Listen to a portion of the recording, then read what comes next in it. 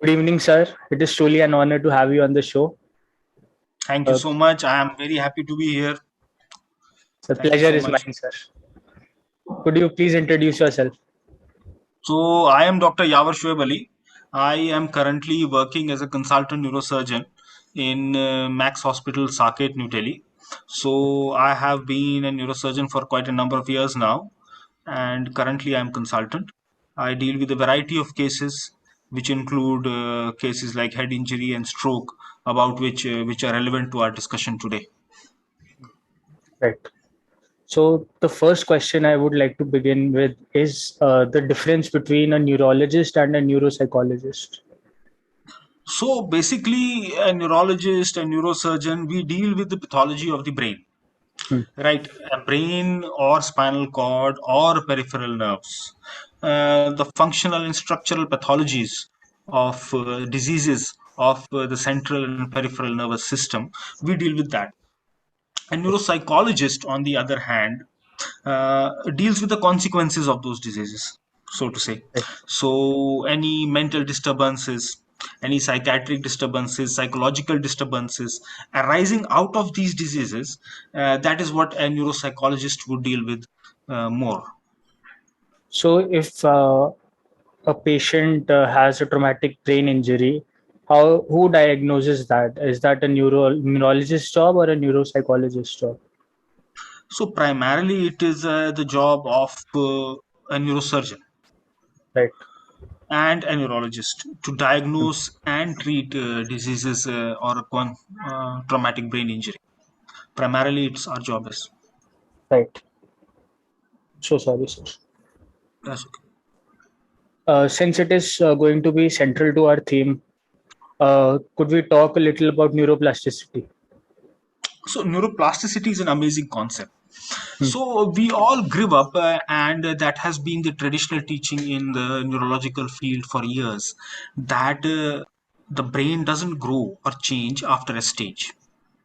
So the primary neurodevelopment occurs in the first 2 3 years of life when we are little children.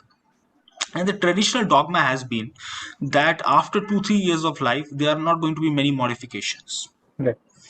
So that concept has been recently, modified. The concept has been challenged, and we know now that that is not necessarily true. The brain changes, modifies, adapts itself throughout our life. Now, Right. these modifications or changes in the brain, they are not necessarily only as a response to injury, Hmm. only as a response to stroke. They can happen in the normal course of events. We keep on training our brain, we Hmm. keep on retraining our brain, we keep on modifying our brain, and consequent to that, changes can occur.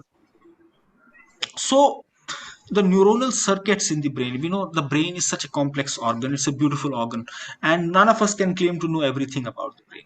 Hmm. So much has been learnt about the brain over the preceding decades, but we still have our knowledge is still limited. Every day we are learning something new. So the way neuronal circuits adapt to changes occur in the neurons, both structurally and functionally. That is Right. what neuroplasticity is.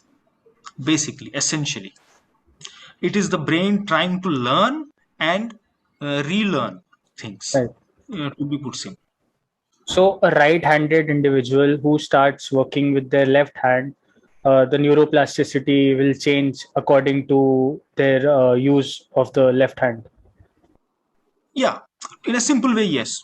If we start retaining, if the said individual starts to retrain himself, he starts to work hard in retraining to work with the left hand. Hmm. Definitely, there will be an element of neuroplasticity which makes that area of the brain more well developed than it is. Right.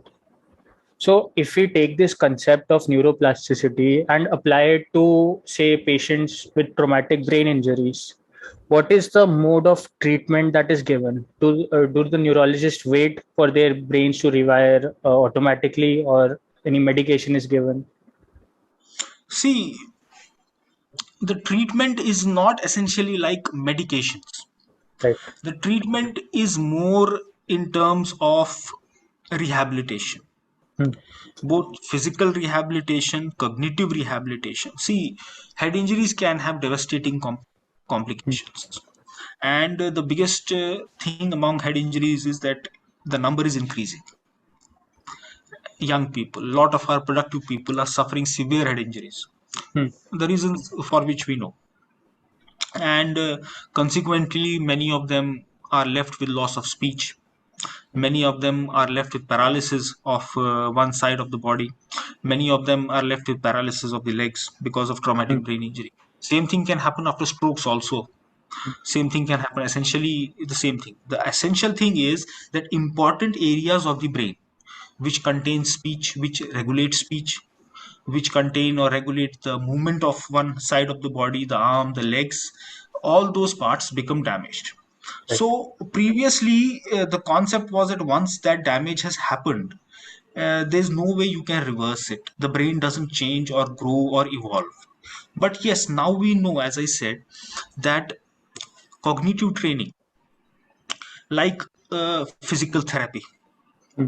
intense physical therapy, Hmm. behavioral therapy, all that can be used to rewire the brain. All Right. that can be used to engage different areas to control the movements which the person has lost. Now, it may not happen to the same extent in every individual, but yes, the possibilities are there. And mostly, rehabilitation, cognitive therapy, that is what is used. And Hmm. such things are even applicable in people with post traumatic stress disorders. Right. So, sir, how much do neurologists have to rely on a neurophysiotherapist for rehabilitation of patients?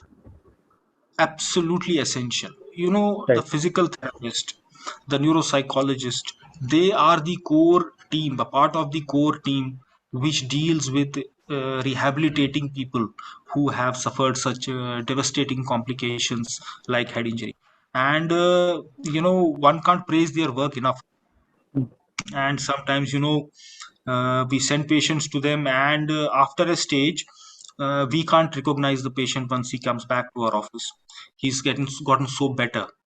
Hmm. So it happens at times, and we are surprised and pleasantly surprised actually to see people who were in the wheelchair, who were not walking, who were not talking, come back and start speaking about themselves, come back walking into your office. So essentially their role is very important. And if we talk in terms of a neuropathological disorder, if someone's Broca's area is not functioning properly, so what treatment could they take?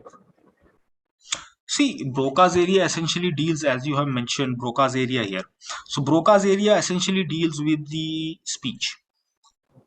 So, primarily in most of us, the left side of the brain Hmm. houses the Broca's area. Most of us, not except a few individuals, most of us the left side. So, any pathology affecting the left side of the brain, an injury or a stroke, can result in the fact that the Broca's area is subject to certain injuries, and obviously the person cannot speak. So after that, so once that has happened, once we take care of the emergency, Hmm. once we do a surgery if required, or once we admit and manage in intensive care as required, once that Hmm. period is over, so Hmm. after that, once the life saving thing is done, the life is saved. After that, there is the role of speech therapy. After that, there is the role of physical therapy. And yes, improvements do occur. Patients do see it, they feel it themselves that they are getting better after professional speech therapy or physical therapy. Hmm. That can be used to rewire, re engage neurons, modify parts of the brain so that actually, people can get their ability to speak back, at least to some Right. extent. Right. Right. Are medications also provided for managing symptoms like shaky hands, benzodiazepine? Uh, Symptoms can be managed with medications. Right. Yes, you are right. Benzodiazepines can be used. A lot of people become anxious, they have anxiety, they Hmm. have temper tantrums, and a lot of things can happen after head injuries Hmm. as a sequel of head injuries. People can get post-traumatic stress disorders as a Right. sequel of injuries. Obviously benzodiazepines, obviously other medications to control temper, they can be used. There's nothing wrong in them, but they should only be used as and when required. rather than make them like permanent fixtures in the patient's management. The essence actually is rehabilitation. Medications are supplementary and secondary. So, if a patient's quality of life, medically speaking, cannot be further improved through rehabilitation, what courses do they have to better themselves by accepting their situation and get through their life? Actually, there are a very few patients whose qualities of life cannot be achieved or improved to certain extent with rehabilitation. It doesn't really happen actually. A lot of people, if sincerely rehabilitated, do get better. So that's what I said. The situation is never 100% bleak. There's always hope. Yeah, unfortunately, there may be a few set of individuals who do not get better. And unfortunately, in those cases, a lot of things are possible, like assisted living facilities where they can be given the due care and due treatment if required. But I don't think a lot of people, if they go through the acute phase, if they go through the initial noxious phase, and once they come out of it, there are a lot of possibilities. I would rather keep the hope alive. So, could you describe a little about cerebral spinal fluid? So cerebrospinal fluid is like a cushion. Right. It runs around the brain. It runs around the spinal cord. It's a clear, pristine fluid, and it just looks like water. Mm. And its function is to act as a kind of a cushion, a shock absorber, if you may. Like once a boxer, is boxing, he's boxing with gloves. The gloves actually are the cushion which lessen the impact on his hands, right? Mm. So simply put, for laypersons, that is how a cerebrospinal works. It's the cushion which runs around the brain and the spinal cord. It lessens the impact of trauma, of injuries, and apart from that, like, it is there to supply the brain, the nervous tissue, Mm. with essential nutrients as well. Right. So it is like a very important part of our central nervous system. And any kind of infections in the cerebrospinal fluid, they Mm. are very serious. Could taking of certain illegal drugs also impact cerebral spinal fluid? uh, it can happen at times. It can happen at times. Of course, the usage of illegal drugs has to be discouraged in Mm. all circumstances. And yes, incidences of meningitis can occur after, Mm. drugs. There is a lot of random needle use as well. Mm. So that can cause infections which may eventually spread into the CSF as well, and on into the brain as well, cause brain abscesses, meningitis, which can be very serious and life-threatening. So, if a trauma like blunt force trauma or something similar happens to the brain and internal bleeding starts, what can be the treatment? See, that is primarily our job. Mm. And if any blunt force trauma to the brain results in internal bleeding, there are various types of internal bleeding which can occur.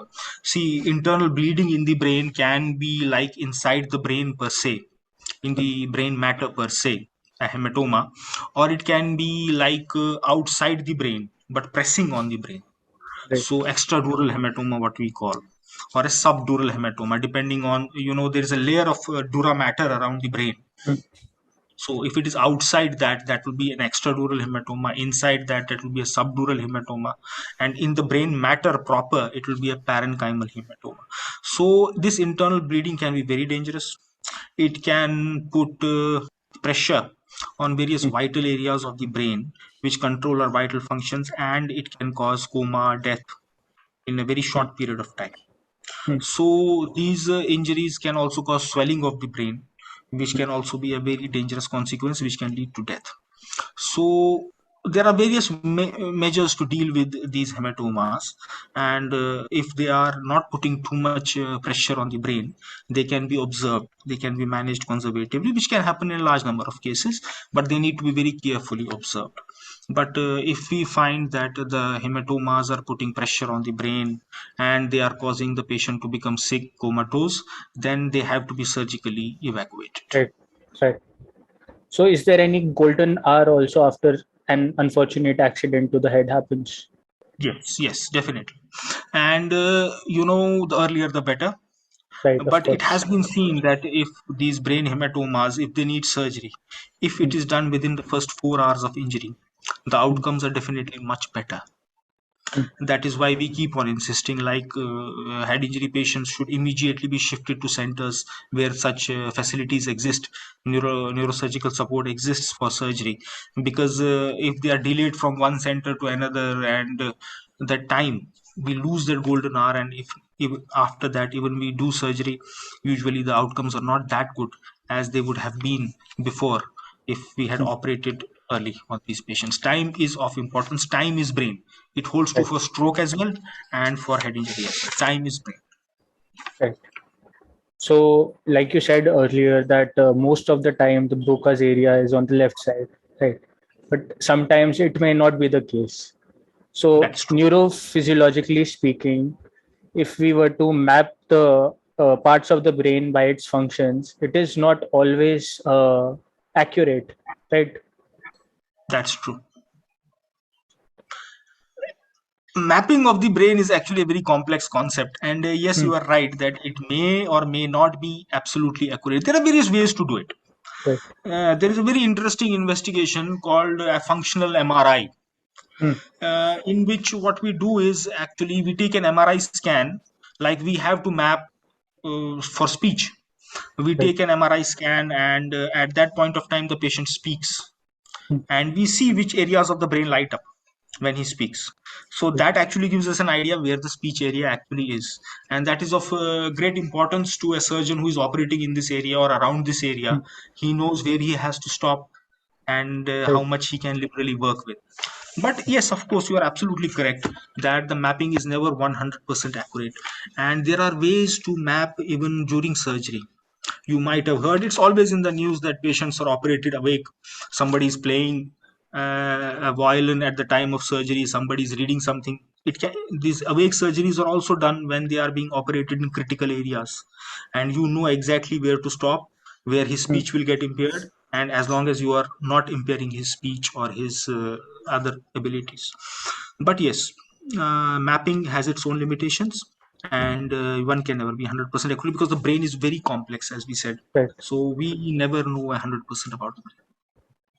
Is surgery only taking place when it is threatening life or on some serious pathological disorders as well? Surgery for the brain, is one of the things which has developed immensely over Right. the past 20, 30 years. Our pioneer neurosurgeons in this country, they had a very hard time because patients were sick, patients were, there weren't investigations, and the outcomes obviously were not very good. There wasn't so much development of intensive care, of anesthesia, of investigations. And the pioneer neurosurgeons really dedicated their lives to introducing this specialty in the country, all over the world. That's true, not Hmm, only here. We are lucky that things have changed so much. Technology hmm, has advanced. We have advanced MRIs, CT scans, navigation, image guidance during surgery, and advanced intensive care, anesthesia. So, surgery is now practically done for almost all brain pathologies, brain tumors, cysts, and injuries, of course, head injuries, stroke, a lot of spinal pathologies. Everything is done, and the success rates have greatly improved over the past few decades. hmm, And getting neurosurgery done now is no longer a matter of doom and gloom. hmm. The outcomes have improved, and patients go home happy, patients go home satisfied. So the paradigm has shifted Right. in this field, actually. What has been the trend and outlook towards lobotomy? Uh, there was a time when people used to favor such things. Right. You know, it was like psychiatric disorders with Hmm, uncontrollable patients. You might have seen and heard even in movies, they made movies about it. But hmm, no, not now. hmm, Because, the important thing what changed is that a lot of medication has developed in the area of psychiatry, neuropsychiatry. A lot of medication, a lot of advances in medication, in counseling, which have changed their outlook. You don't Hmm. need to go for things like lobotomy. Psychosurgery is not really being practiced now. Now more refined, more technologically advanced surgery, yes. Hmm. uh, People are doing, stimulating certain areas of the brain, Hmm. Hmm. stimulation of certain areas of the brain with electrodes which are Right. implanted into the brain, Right. right? And they have a generator over here. Hmm. So the electrodes are implanted and connected all the way to that generator over Right. here, and they keep on giving stimulations. This procedure is Hmm. known as deep brain stimulation. Hmm. So this is what is being done in a lot of cases where intractable obsessive compulsive disorders and all, and it is taking the forefront now rather than the earlier radical and absolutely radical Right. procedures like lobotomies. In my training and practice now, we have not done such procedures. Hmm. So if we talk about epilepsy, severe epilepsy or seizure, how often does a patient who's suffering from that needs to go for surgery? See, yes, that's a very good question actually. So epilepsy, very complex disorder, many types. Hmm. Right. But there are certain types of epilepsy which actually are treated with surgery. One of them is known as the complex partial type of epilepsy, Hmm. complex partial seizures. And there are ways to treat it by removing certain portions of the temporal Right. lobe here. And if you actually are able to correlate that that is actually the cause of seizures, that is what is throwing the fits, and Hmm. the patient's medications are increasing, he is not able to control the fits on medications, the neurologist Hmm. will tell you that, man, I cannot control the seizures now, the medications are going up and up, the patient is not getting control. A very good response to such surgeries. And there are latest technologies as well. There is a technology like deep brain stimulation I mentioned. Hmm. There is another technology which has come, which is vagal nerve stimulation, VNS. So for intractable epilepsy, which is not responding to medications, or the medication requirements are astronomically high, Hmm. and the patients are not able to, yeah, they have extreme side effects because of so many medications. Right. So a vagal nerve stimulator can be implanted over here, and it is showing good results in such resistant cases of epilepsy. Hmm. So, in terms of neuroplasticity, uh, what is the picture of pruning and neurogenesis? See, pruning occurs all throughout our lives. So the number of Okay. connections, the number of neurons, it is maximum when we are 3, 4, right? Hmm. And after that, we start learning certain tasks, unlearning certain tasks, and as we go on unlearning, those connections, those synapses go start getting down. So that is Hmm. pruning. Essentially, it's cutting off what it thinks it's not essential. It is It cutting off is what we are not it doing. it is for cognitive economy. Yeah, For yeah. because that way the brain will, the connections will work more in the direction where we are actually using them, Right. right? So Right. the unnecessary, what it thinks that they are not getting used, so Right. that is pruning. It's sort of, Right. yeah, very actually a very good term you have used for cognitive economy. It is actually cognitive economy. Yeah. Neurogenesis, neuronogenesis, yeah, it's Hmm. far more complex. I told Right. you, we never believed it happened, but Hmm. yes, now it does happen. But plasticity essentially is not a function of neurogenesis only. Neurogenesis is a very small part of plasticity. Plasticity is a lot more than that. Plasticity is synaptogenesis, Right. development of new connections. Plasticity is angiogenesis, development of new blood vessels. Lot more of angiogenesis and synaptogenesis rather than neurogenesis. Right. Neurogenesis is the last thing. Right. So, could you describe the neuropsychological and neurological assessments of a patient with traumatic brain injury? Yeah. So neurological assessment, primarily there is a score we use. Hmm. And that score actually was given by a group of scientists, Janet Tisdale, long back, and it's known as the Glasgow Coma Score. GCS we call it. Any medical professional will just immediately tell you GCS. So that's the thing we ask when we have a head injury patient. Your GCS kitna hai? Hmm. So it's a score out of 15. There are maximum of 15 points. Myself, yourself, this time we are GCS 15. Right.